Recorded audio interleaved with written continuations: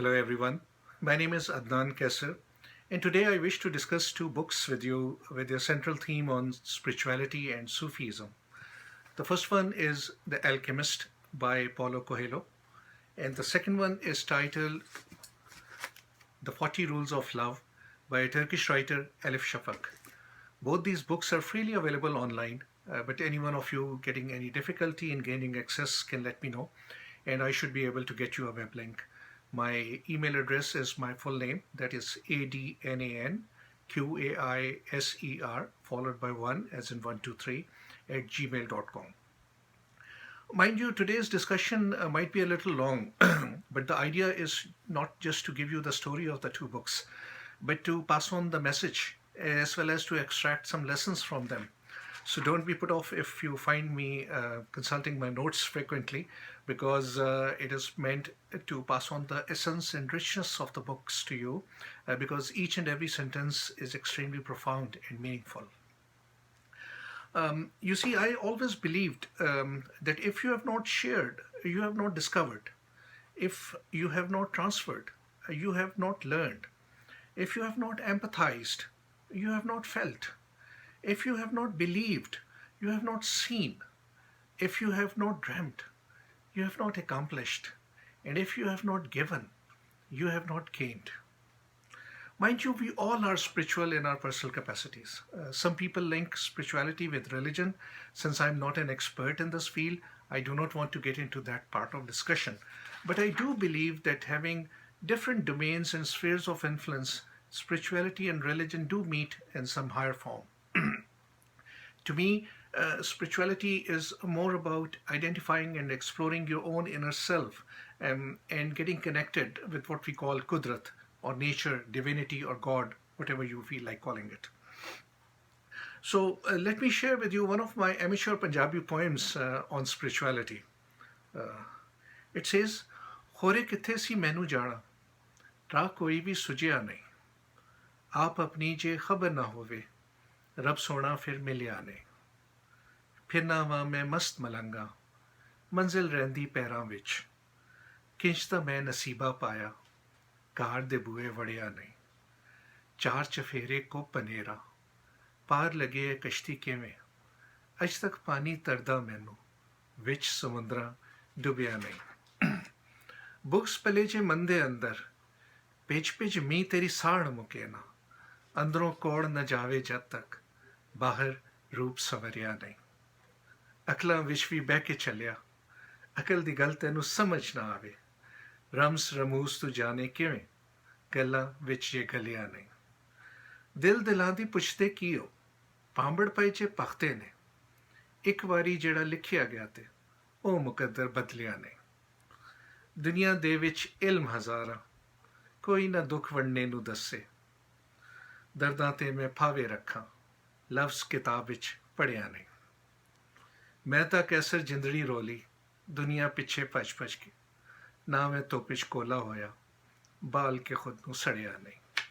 So coming back to the books, ladies and gentlemen, since the book's intensity and depth was so profound that it changed my own personal outlook towards life, so I feel it important to pass on their salient aspects to you as well.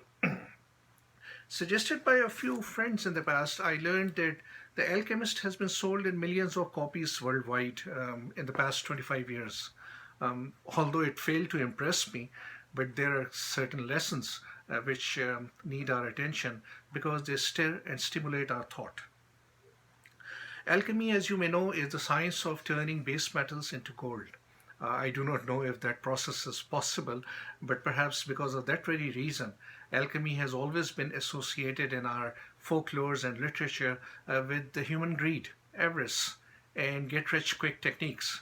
But if you see alchemy from a different perspective, you will find that our teachers and our elders also perform alchemy when they transform our lives and make them meaningful and accomplished. So actually they are also carrying out alchemy, turning the base metal of our personalities into gold. So the story of Alchemist is about a poor shepherd somewhere in Andalusia in the present day Spain. Although a young man, the shepherd is called a boy all along the book with the name Santiago. So, on one of the Santiago's journeys, the boy repeatedly sees a dream about a hidden treasure somewhere buried under the Egyptian pyramids. So, the story begins, and this is important to remember, with the boy taking a night rest along with his sheep in one of the broken churches with sycamore and sacristy. Sycamore is like moss or green creeping shrubs, and sacristy is a place in the church where we normally put holy objects in the churches. So it's important to remember the scene because it later on connects with the end. So, despite shrugging off the thought, the boy later gets fixated about pursuing his dream when he meets with a gypsy woman and a wandering king who encourage him to pursue his dream and to find the hidden treasure. As the boy gets all his money stolen after he sells off his entire herd of sheep, I thought that perhaps again this is a story about human greed. Um, and obviously, human greed is part of the human nature and alchemy. However, as the boy struggles on later on, as he works with devotion and ingenuity in one of the crystal shops to save enough money to rebuy his sheep and to become a shepherd again, impressed me, and I continued reading. So the boy later on changes his mind and heads towards Egypt. On his way to the pyramids, Santiago comes across many people and he undergoes a lot of new experiences of life. Most importantly, during the course of the journey, this boy begins to understand the desert, and at one stage, he becomes friendly with the desert. So, his life changing experience occurs when he meets with a real alchemist as well as a young girl with whom he truly falls in love. So at that time, the boy wishes to abandon his journey because he considers that he has achieved the true love of his life. So there is no need to go further. But the tribal girl persuades Santiago that if he abandons his journey now, he will live with a lot of regrets and repents later on for the rest of his life, that he could have achieved his dream. So she convinces the boy to head towards the pyramids again. Here, the story becomes a little bit of unnatural or superficial because the boy is shown talking to the wind, as well as to the sun, as well as to the desert sand, under the power of his love when he comes across imminent death at the hands of some tribal people. This is the same concept as of law of attraction, which has been put across by Rhonda Byrne in her best-selling book, The Secret. According to the law of attraction, you can achieve anything in this life, provided you believe in achieving it and you truly desire to achieve it.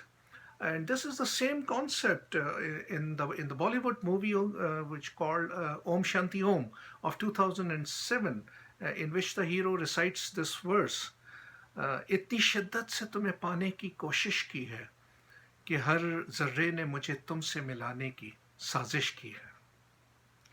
So the book's thought-provoking part lies in its end, and I ask you to remember the beginning scene. It can very well give you some goosebumps as well. So upon seeing the pyramids, the boy begins to cry and frantically dig out the sand, believing that where his tears have fallen, the hidden treasure is lying underneath. But there he encounters a group of bandits who beat him up and take away all his belongings once again. So upon listening to Santiago's dream, the bandit leader laughs off and he says, "You're not going to die. You will live and you will learn that a man shouldn't be so stupid. 2 years ago, right here on this spot, I had a recurrent dream too. I dreamed that I should travel to the fields of Spain and look for a ruined church where shepherds and their sheep slept. In my dream, there was a sycamore growing out of the ruins of sacristy, and I was told that if I dug the roots of the sycamore, I would find a hidden treasure. But I am not so stupid to cross an entire desert just because of a recurrent dream. So the book brings us several lessons, ladies and gentlemen, of course, from our own individual perspectives and our personal capacities to understand the complexities of life. Our understanding basically comes from our unique experiences of our life and our spiritual connectivity to, again, divinity, God, or whatever you can call it. Most importantly, this book stimulates our thoughts about the concept of ambition and love, as well as fate and destiny. So, as we would be reviewing the second book as well, I would want you to please hold on to this narrative of fate and destiny, because then it gets interconnected. So, some of the expressions which impressed me and caught my fancy in the book, and I quote, "All people who are happy in this world have God within them. Everyone on earth has a treasure that awaits him. We, people hearts, seldom say much about those treasures because people no longer want to go out in search of them. We speak to them only to our children. Later, we simply let life proceed in its own direction towards its own fate. But unfortunately, very few follow the path that has been laid out for them. That path leads to their personal legends and towards their happiness." The book further says that at a certain point in our lives, we lose control of what's happening to us, and our lives begins to controlled by fate. And that, the book says, is the world's greatest lie. Personally, I was intrigued by the thesis of the book, which talks about the dream, destiny, and desire. In my view, in pursuit of your dreams, we need to sacrifice so many things, sometimes personal relations and material belongings. But then the question is, what if our dream is actually our destiny? So there is no easy answer to that. Sometime back, I had written about the price to be paid for watching ambitious dreams in our life which remain unfulfilled. So this is called as opportunity cost in economics. It says, घर से बेघर हो गए, कितने दरबदर हो गए, हिजरतें पैरों में लिए कैसर, समझो सारे सफ़र मुकद्दर हो गए. These days, ladies and gentlemen, it has become very fashionable to encourage young students to follow the areas of their interest and adopt it as their career. There is some wisdom to that, but to me, I believe that it is extremely naive and simplistic to let a young mind chart his own destiny or his own career path, because his or her decisions would be based on raw emotions and fluid temperament. So therefore, I counsel that one should be extremely careful in choosing the future path. Sometimes what we dream and do not pursue gives us a lot of heartache and regrets in our lives. But on the same time, if we follow our dream but fail, then again we are left with a lot of remorse and regrets and grief for the rest of our life. So remember the aphorism. Aphorism is like a saying. It says, "Success has many fathers, but failure is an orphan." So I leave you with the story of Santiago here and his search for the hidden treasure, again with a couplet with a lesson in it. It says, "Kimyagar." Kimyagar is alchemy. कीमियागर बनने को जिंदगी भर तरसे, बन के तेजाब ये आंसू उम्र भर बरसे, कैसर ये दुख अपने ही कर्मों के होते, जख्म भरने में लगे जाने कितने अरसे. Happy reading, ladies and gentlemen. So the 40 Rules of Love by Elif Shafak runs on two parallel narratives. You can call them settings or timelines, if you will.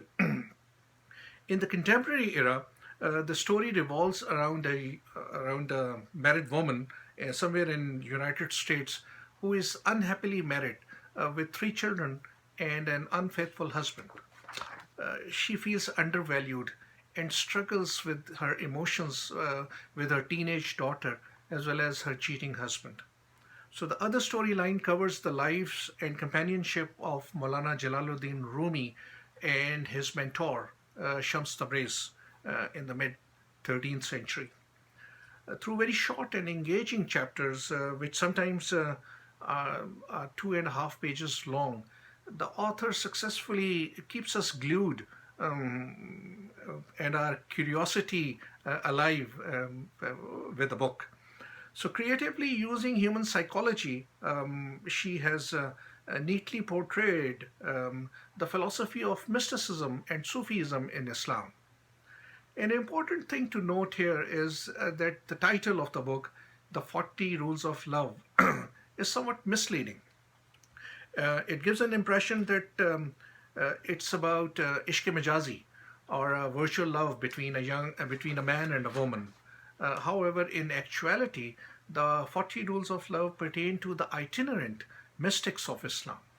The word itinerant is related to the ascetic discipline of Sufism. It means abstaining or restraining your inner self or nafs.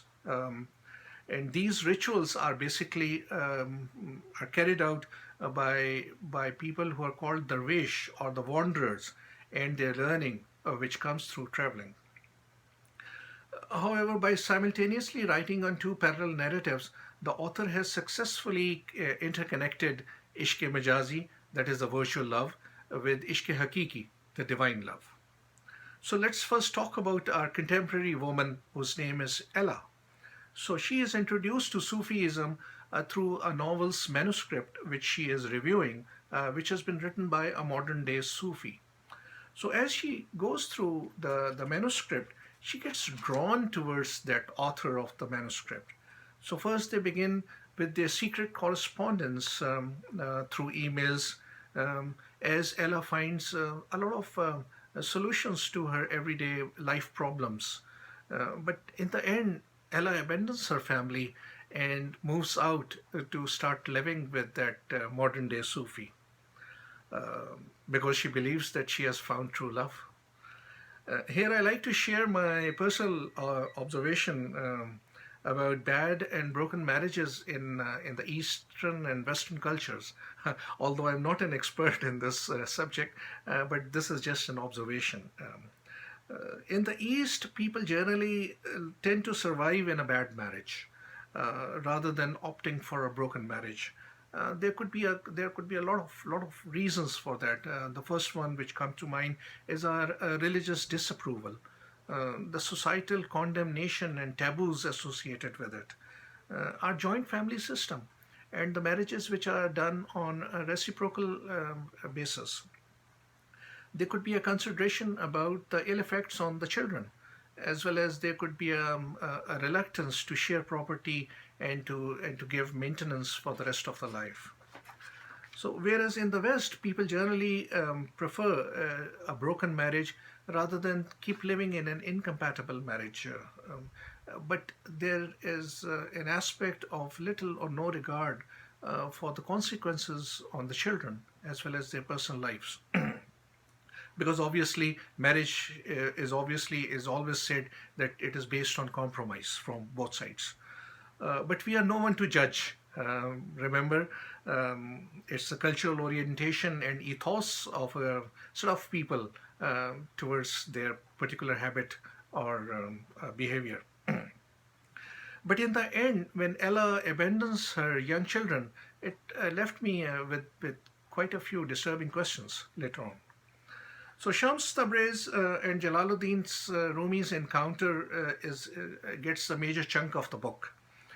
Since I haven't read the lives of both these spiritual scholars, I'm unable to comment on the veracity of the events that unfold in the book.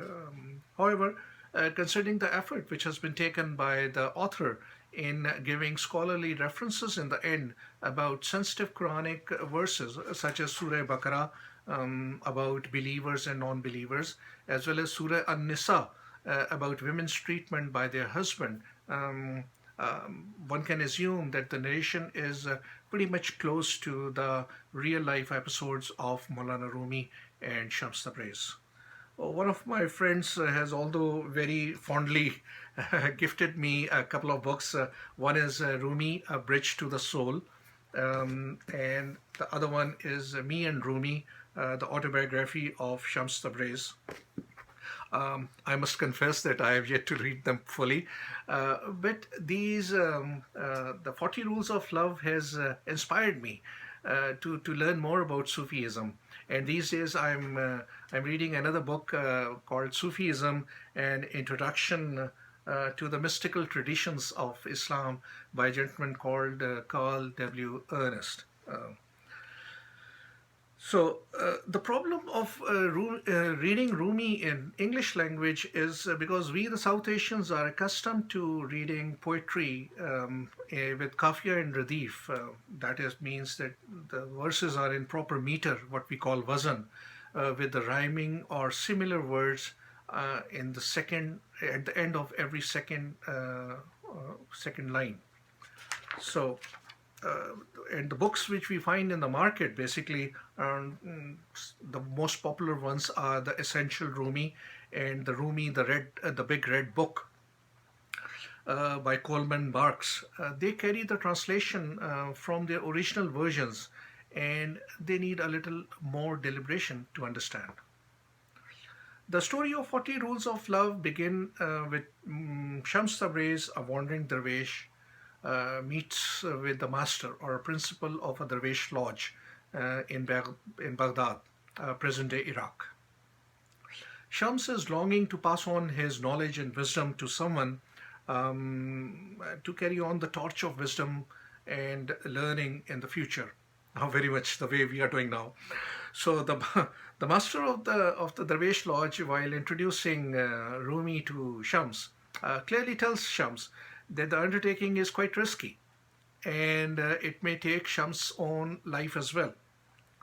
But driven by his own ambitions, Shams willingly travels to a place called Konya, present-day Turkey, to meet with Rumi. Rumi, on the other hand, is privy through his spiritual dreams about someone going to meet Rumi and to enrich his life in knowledge and Islamic scholarship. So both men start spending personal time together, which is viewed with suspicion and is deplored due to societal norms and mores. So Rumi's conservative family also find it quite odd for the two adult men spending a lot of time in solitude, no matter for exchanging knowledge and erudition. Erudition is another word for learning. So the essence of 40 Rules of Love is this companionship between Shams Tabreiz and Maulana Jalal-ud-din Rumi, as Shams brings three major changes in Rumi's life. The first one, that Shams makes Rumi abandon Rumi's high-profile lifestyle as a head preacher, Muslim preacher, orator, and scholar in the Grand Mosque of Konya. And obviously, Rumi is viewed with a lot of reverence in the society. So Shams manages to lower Rumi's high pedestal in the society and bring him in contact with ordinary people, some of them miserable and wretched, as they previously remain out of Rumi's sight and attention due to Rumi's eminent stature in the society and Islamic jurisprudence and teachings. In the book, we learn that Rumi stops giving the Friday sermon at the Grand Mosque of Konya and reaches out to downtrodden people such as beggars, drunkards, and harlots. Harlots is another word for prostitutes. So, secondly, Shams transforms Rumi from a hardcore religious scholar with a lot of authority and veneration in the society into a kind, compassionate, and tender-hearted poet. We are told that Shams makes Rumi unlearn everything which he has studied in the past and relearn them again the Shams way. Third, we see that Rumi is quietly rebelling against the established societal norms and deference which has been accorded to the governing authority of Konya. So this reflects as a sign of Rumi's transformation from political religiosity to Sufism. So successful in his mission of transforming Rumi into a true Sufi, it's time for Shams to depart from this world. After they both introduce a whirling dance of Darwish, which is called as Sima. So next time it's a very popular name in South Asia. So next time you meet someone with the name Sima, you would remember that this relates to Maulana Rumi and the whirling dance of Darwish. But don't tell that lady that she reminds you of spirituality and Maulana Jalal-ud-din Rumi, because she may not like it.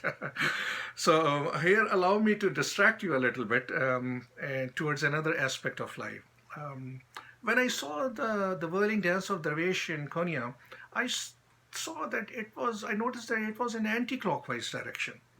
Later, I observed that in our Sufi shrines in South Asia, in Pakistan as well, the devotees, the malangs, and the drum beaters, they also dance in an anti-clockwise fashion. And if you ever notice that the tawaf around Khana Kaaba in Mecca is also in an anti-clockwise direction.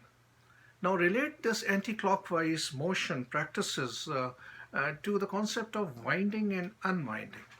Remember, just a few decades ago, we used to wind our watches, moving the winding knob in a clockwise direction for the clock or the watch to work. So people in the West generally call themselves unwinding themselves during the happy hour.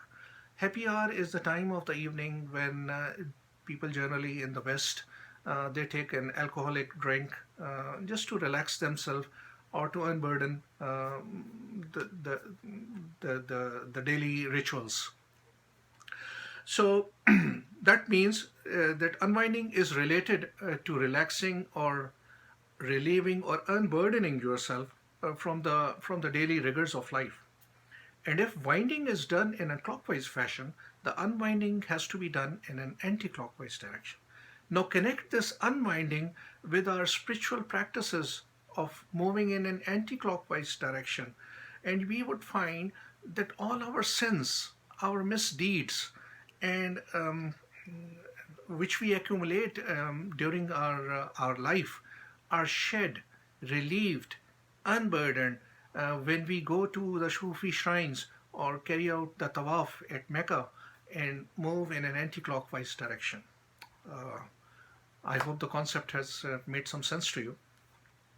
So let's come back to the books. So as expected, Shams gets murdered. I leave it as a suspense as to who has carried it out. The primary characters connected with Rumi in the book are obviously his wife, his two sons, and the adopted daughter.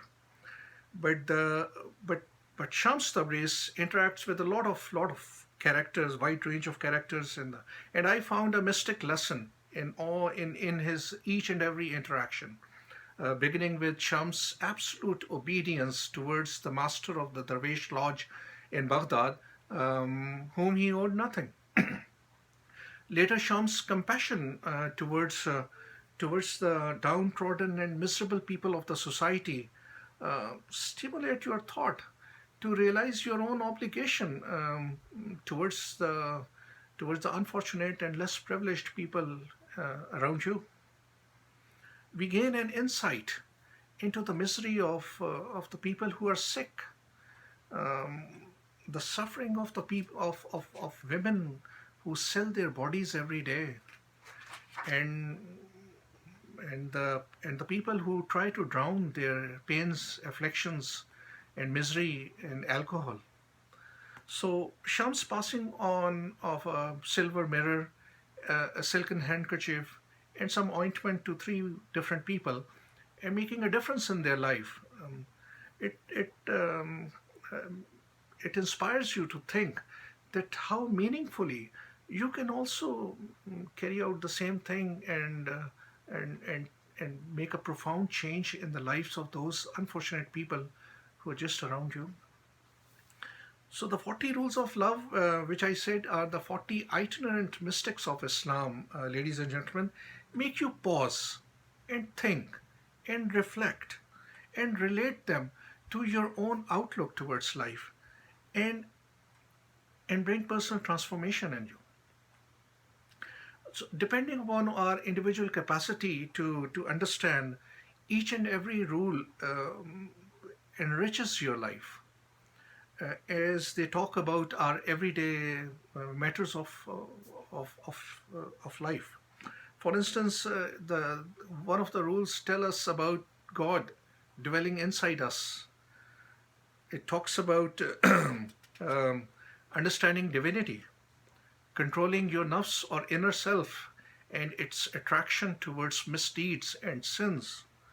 They talk about conflicts of heart and mind, the value of silence and difference between loneliness and solitude, gratitude and despair, patience and perseverance while facing hardships of life, self exploration and response to changes in life, our spiritual evolution, drinking alcohol, the concept of heaven and hell in this world, karma, what goes around comes around, the emptiness or void inside our souls, and last but not the least, it talks about the destiny. So, regarding destiny, ladies and gentlemen, if you remember, we began our today's discussion on Santiago, the shepherd boy from Spain, who traveled all the way from Spain to Egypt in pursuit of his dreams, in search of a hidden treasure. Likewise, one of the rules says, try not to resist the change that comes your way. Instead, let life live through you. And do not worry that your life is turning upside down. How do you know that the side you are used to is better than the one which is going to come? Another rule complements this thought by saying, fret not where the road will take you. Instead, concentrate on the first step. That's the hardest part, and that's what you are responsible for. Once you take that step, let everything do what it naturally does, and the rest will follow. Do not go with the flow. Be the flow. So the language of the book is pretty simple and easy to read, but the actual charm, is the essence of the structure of its sentences, which are not only deeply absorbing, but are very informative as well, and force you to stop and think for a while. For instance, it tells you about the 4 levels of understanding of a thing, anything. It talks about the significance of 40 days in Islam. For instance, when someone passes off from our life, so we carry out the mourning for 40 days. So it talks about the 5 sections which signify the 5 elements of life. For instance, the earth, things that are solid, absorbed, and still. Water, things that are fluid, changing, and unpredictable. The wind, things that shift, evolve, and challenge. Fire, the things that damage, devastate, and destroy. And finally, the void, things that are present through their absence, divinity.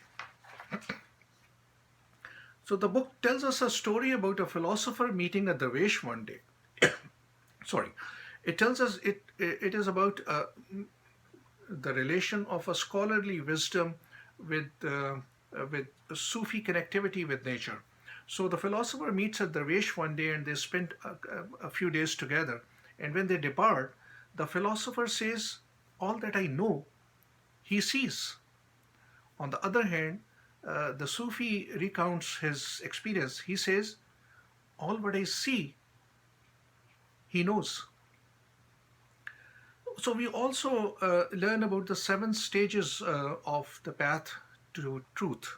when we control our nafs or inner self towards its attraction towards vice, towards misdeeds and sin. Another quote is on people who drink, and it says, numbing the pain is not the same as healing it. When the anesthesia wears off, the pain is still there. Finally, and probably the very best which one could learn from Maulana Rumi, uh, this is when somebody very dear to us departs from this, from our life. It says, over time, pain turns into grief, grief turns into silence, and silence turns into lonesomeness, as vast and bottomless as the dark oceans. So, before concluding, my friends, allow me to revert back to our shepherd boy, Santiago, whose dream, desire, and destiny made him travel from Spain to Egypt, all the way facing imminent death and hardships of life. So, the two books are interconnected in the sense that they both reflect and dwell upon the aspects of desire and destiny. Sufism says no matter who we are or where we live, deep inside we all feel incomplete. It's like we have lost something and need to get it back. Just what that something is, most of us never find out. And of those who do, even fewer manage to go out and look for it. Before taking your leave, I wind up my today's discussion with another Punjabi poem of mine, of course, with a lesson in it. Uh, it says, "Akhiyan to hanju mere pani wango dulde, यार किसे दे थुर जावन ते बाजो नहीं हो मिलते, मैं तां नंग छुपांदा अड़ियो मांगन बनिया फिरदा, पाटे मेरे सलूकां दे तरुपे नहीं हो सिलदे, लाज निभावन इश्के दी मैं प्यार दा दामन छड़िया, किनू दियां दुआइयां जे हुन अरमा मेरे रुलदे, दुख लोकां दे वेख कलेजा मुंह मेरे आवे, अन्नी पईए चारों पासे आसमां नहीं हिलदे, मैं तां जिंदड़ी रोल के कैसर पासे लगिया बैठा, बंद हुए मुकदरां दे वेड़े नहीं हो खुलदे." With this, thank you very much, ladies and gentlemen. Until next time, thank you very much and God bless.